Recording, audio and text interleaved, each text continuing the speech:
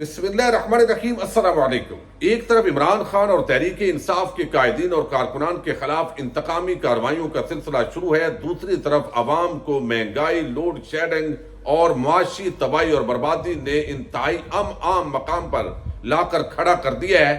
Supreme court of Pakistan کے اندر civilians کا فوجی عدالتوں میں ٹرائل جائز ہے یا ناجائز، اس معاملے پر بحث ہو رہی ہے، اور ہم دیکھ رہے ہیں کہ سابق چیف جسٹس جواد خواجہ کے وکیل نے آج بڑے دھواں دار دلائل دیے ہیں۔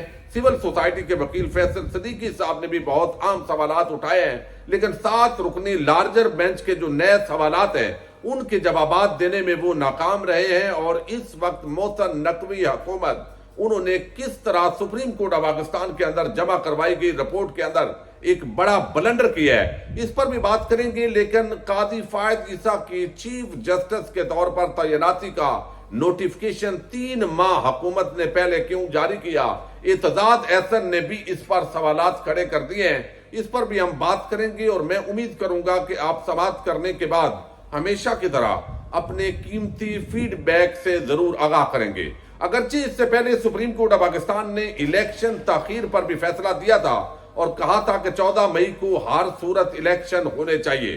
بہت سارے پاکستانی ہیں، جب ہم ویڈیوز کے اندر سپریم کورٹ کی سماعت پر بات کرتے ہیں تو وہ کمنٹ سیکشن کے اندر کمنٹ کرتے ہیں کہ اس کا کوئی فائدہ نہیں ہے، اب عوام کو نظر میں سپریم کورٹ یا ہائی کورٹ کی کوئی ویلیو نہیں ہے۔ لیکن حقیقت یہ ہے کہ اس تمام تر صورتحال کے باوجود کہ الیکشن کے فیصلے پر سپریم کورٹ عمل درآمد نہیں کروا سکی، ہائی کورٹس جو لاپتہ افراد ہیں ان کے حوالے سے کوئی پیش رفت نہیں کر سکی، یعنی اس وقت جو حکومت ہے، عجیب قسم کی رجیم پاکستان پر مسلط ہے، جو آئین اور قانون کو جوتے کی نوک پر رکھ کر شہریوں کو اغوا کر رہے ہیں، لیکن تسلیم بھی نہیں کرتے۔ کیمروں کے اندر آ رہا ہے کہ پولیس کی اور مختلف اداروں کی وردیوں کے اندر ملبوس اور کچھ سول کپڑوں کے اندر ملبوس لوگ کس طرح صحافیوں، وکلاء اور عام شہریوں کو اغوا کرتے ہیں، لیکن کوئی ماننے کے لیے تیار نہیں ہوتا۔ اور عمران ریاض کی مثال اس وقت ہمارے سامنے ہے، کس طرح جیل کے سامنے سے ان کو اٹھایا گیا۔ یہی وجہ ہے کہ عوام اب کہتی ہے کہ آپ عدالتوں کی سماعت پر بات نہ کریں۔ لیکن اگر دوسری طرف ہم دیکھیں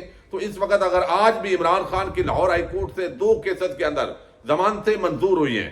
اب یہ ٹرائل کیس جھوٹا ہے سچا ہے، یہ انویسٹیگیشن انکوائری کے بعد پتہ چلتا ہے، لیکن اگر عدالتوں سے آج بھی ریلیف مل رہا ہے تو وہ ان عدالتوں کی وجہ سے ہی مل رہا ہے۔ آج بھی زندہ جو ججز ہیں وہ موجود ہیں، جن کے ضمیر زندہ ہے، جو سمجھتے ہیں کہ آئین اور قانون کو پامال کیا جا رہا ہے۔ اور اس پر نون لیگ اور جو حکومت کے لوگ ہیں وہ مسلسل اس طرح کی کوششیں اور پراپیگنڈے ان ججز کے خلاف کرتے ہیں۔ تو لہذا اگرچہ جو ہے وہ الیکشن کے فیصلے پر عمل درآمد نہیں ہوا، لیکن چیف جسٹس عمر عطا بندیال اور ساتھی ججز ان کا یہ بڑا امتحان ہے کہ سویلین کا جو فوجی عدالتوں کے اندر ٹرائل ہے، اس معاملے کے اندر ایک بڑی پیش رفت ہوئی ہے۔ لیکن پنجاب حکومت، اصل میں یہ پنجاب حکومت نہیں ہے، یہ محسن نقوی کا قبضہ ہے پنجاب پر۔ جو محسن نقوی حکومت بنی ہوئی ہے، انہوں نے جو ہے وہ سپریم کورٹ آف پاکستان کے اندر ایک جواب جمع کروایا، جب سپریم کورٹ نے کہا کہ کتنے وکلاء، جو خواتین ہیں، بچے ہیں اور صحافی ہیں، وہ اغوا کیے ہوئے ہیں، آپ نے گرفتار کیے ہوئے ہیں، تمام ڈیٹا ہمارے سامنے پیش کریں۔ تو آج جو رپورٹ جمع کروائی گئی ہے وہ ادھوری رپورٹ ہے۔ اس کے اندر بتایا گیا ہے کہ فوج کے رپورٹ میں فوج کی حراست میں موجود ملزمان کا ڈیٹا شامل نہیں کیا گیا۔ ایک تو یہ کہ کتنے لوگ آپ نے فوج کے حوالے کیے، یہ نہیں بتایا۔ پھر انہوں نے کہا رپورٹ میں نابالغ بچوں، صحافی اور وکلاء کا ڈیٹا بھی شامل نہیں کیا، یعنی جو سپریم کورٹ نے مانگا تھا وہ ڈیٹا دیا ہی نہیں گیا۔ آخر یہ محسن نقوی اتنا طاقتور کیسے ہے؟ وہ کون ہے جو محسن نقوی کو چلا رہا ہے اور وہ اس کے مطابق عمل درآمد نہیں کرتا؟ اب یہ تو ظاہر سپریم کورٹ پوچھے گی، یہ ان کا سوال ہے۔ 9 مئی کے واقعات میں خواتین کا ڈیٹا بھی جمع کروایا گیا۔ 9 مئی کے واقعات میں 81 خواتین کو حراست میں لیا گیا، گرفتار خواتین میں 42 کو ضمانت پر رہا کیا گیا۔ 9 مئی کے واقعات میں ملوث 39 خواتین اس وقت جوڈیشل ریمانڈ پر جیلوں میں قید ہیں۔ ایم پی او کے تحت 2258 افراد کی گرفتاری کے آرڈر جاری کیے گئے۔ 9 مئی کی توڑ پھوڑ کے واقعات میں 3050 افراد ملوث پائے گئے۔ یہ پنجاب حکومت جو محسن نقوی حکومت ہے اس کی رپورٹ میں کہا گیا ہے۔ انسداد دہشت گردی قانون کے تحت 9 مئی کے واقعات میں ملوث ملزمان کے خلاف 51 مقدمات درج کیے گئے ہیں۔ انسداد دہشت گردی قانون کے تحت 1888 افراد کو گرفتار کیا گیا ہے۔ 108 ملزمان جسمانی ریمانڈ اور 1247 جوڈیشل ریمانڈ پر ہیں. اسی طرح انسداد دہشت گردی کی عدالت کا ڈیٹا دیا گیا ہے اور مزید جو ہے وہ اس حوالے سے 247 مقدمات کے تحت 4119 افراد کو گرفتار کیا گیا. یہ 247 مقدمات تھے 9 مئی کے. 86 ملزمان جسمانی ریمانڈ پر ہیں. 2464 کو جوڈیشل ریمانڈ پر بھیجا گیا ہے. دیگر جو ہے ان کی شناخت پریڈ ہے. 1201 کو بری کر دیا گیا ہے. تو یہ اس طرح کی رپورٹ جمع کروائی گئی ہے.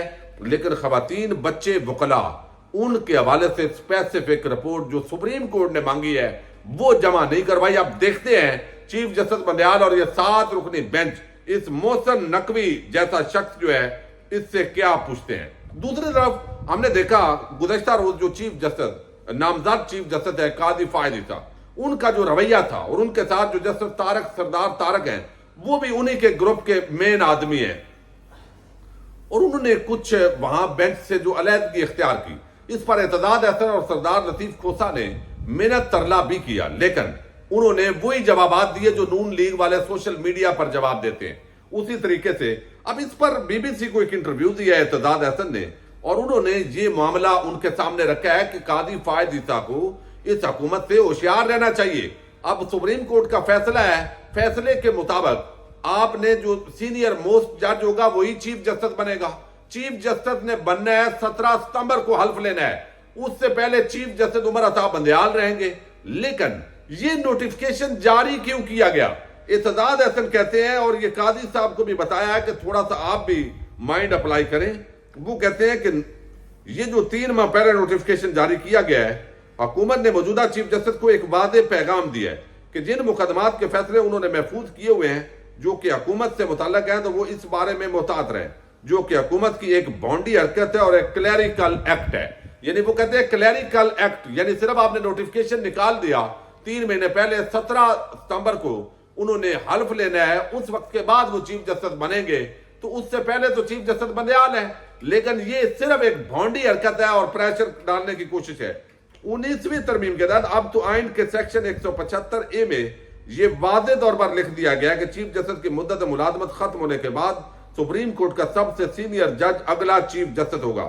پھر وہ اعتزاز کہتے ہیں کہ اگلا چیف جسٹس صرف اسی وقت اس عہدے پر براجمان ہوگا جب وہ اپنے عہدے کا حلف لے گا.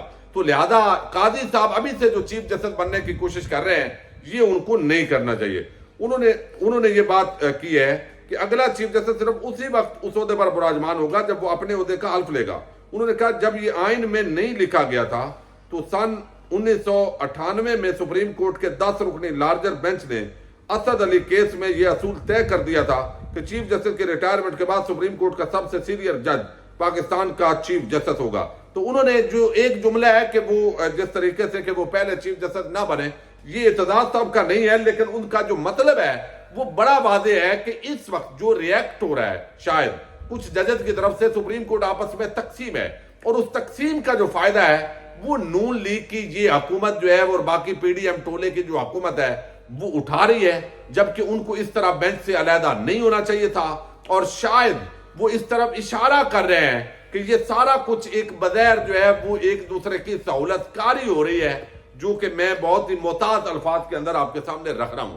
آج جو سپریم کورٹ آف پاکستان کے اندر دلائل ہوئے ہیں یہ بڑے عام دلائل ہیں اور اس کی بنیادی وجہ یہ ہے کہ آج جو سول سوسائٹی کے وکیل ہیں وہ جو پیش ہوئے انہوں نے نئے سوالات کو جنم دیا ہے. یعنی انہوں نے ایک موقع تو ایسا بھی آیا کہ ان کو سوالوں کے جواب ہی نہیں آئے فیصل صدیقی صاحب کو. پھر ججز کو کہنا پڑا کہ آپ 15 منٹ وقفہ کر لیں، کوئی ٹھنڈا پانی پی لیں اور اس کے بعد آپ تشریف لے آئیں. سیکرٹ ایکٹ لگانے کے لیے انکوائری یا انویسٹیگیشن ہونی چاہیے. اب یہ جو ہے وہ سوال اٹھایا چیف جسٹس عمر عطا بندیال نے. یعنی اب معاملہ جو اس وقت آج جو دلائل ہوئے فیصل صدیقی کی طرف سے وہ یہ تھے کہ وہ اس کی مخالفت نہیں کر رہے کہ سویلین کا فوجی عدالتوں میں ٹرائل نہیں ہونا چاہیے.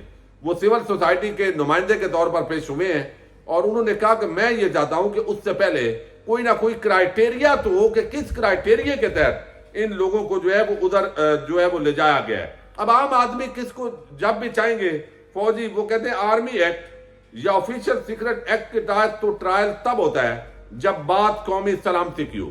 یہ جسٹس منصور علی شاہ جو ہے انہوں نے یہ سوال اٹھایا ہے. اب اس کے ساتھ ہی جو ہے وہ عدالت نے کہا کہ سول ٹرائل چل رہا ہو تو فوج کیسے فیصلہ کر لیتی ہے کہ اس شخص کو ہمارے حوالے کر دو. یہ بھی آج جسٹس منصور اور جسٹس منیب نے استفسار کیا کہ بتائیں کیسے فوج کی جانب سے یہ الزام لگایا گیا کہ ان افراد نے جرم کیا ہے. بار بار آپ سے سوال کر رہے ہیں اور آپ جواب نہیں دے رہے.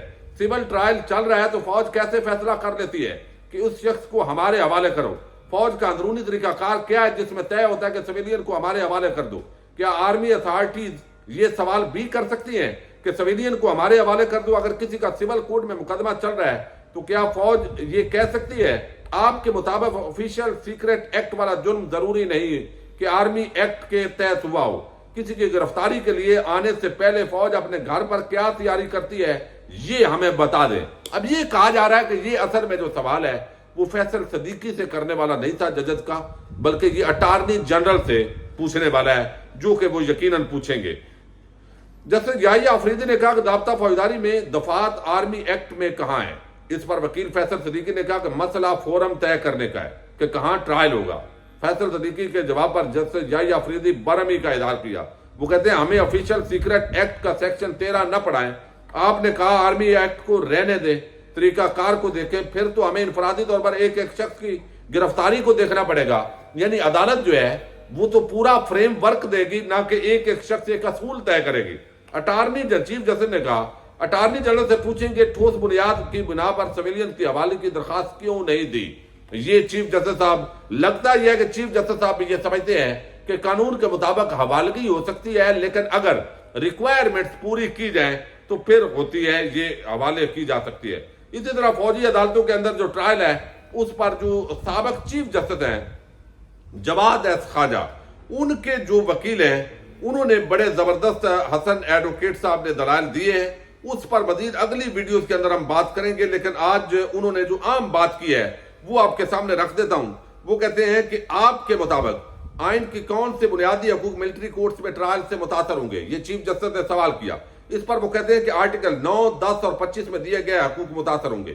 21ویں آئینی ترمیم کا فیصلہ اسی 7 رکنی بینچ کو آرمی ایکٹ کے سیکشن 2(1) کو کالعدم قرار کرنے سے نہیں روکتا. اگر عدالت سمجھتی ہے کہ 21ویں ترمیم کے بعد اس کے ہاتھ بندے ہیں تو فل کورٹ ہی بنا لیں. وکیل نے دعویٰ کیا ہے، یہاں استدعا کی ہے. 21ویں آئینی ترمیم کسی بھی عدالت نے کہا تھا، کیس میں عدالت نے کہا تھا کہ فوجی عدالتیں مخصوص حالات کے لیے ہیں. اس فیصلے میں جنگی حالات جیسے الفاظ استعمال کیے گئے. میرے علم میں نہیں کہ موجودہ حکومت کا موقف ہو کہ آج کل جنگی حالات ہیں. یہ بڑا عام سوال جو ہے انہوں نے اٹھایا ہے، جو جسٹس سابق چیف جسٹس جو جواد ایس خواجہ کے وکیل ہیں. لیکن اس کے ساتھ انہوں نے جو مزید بات کی ہے، انہوں نے کہا کہ سوال یہ ہے کہ سویلین جن کا فوج سے تعلق نہیں ان کا ملٹری کورٹ میں ٹرائل ہو سکتا ہے.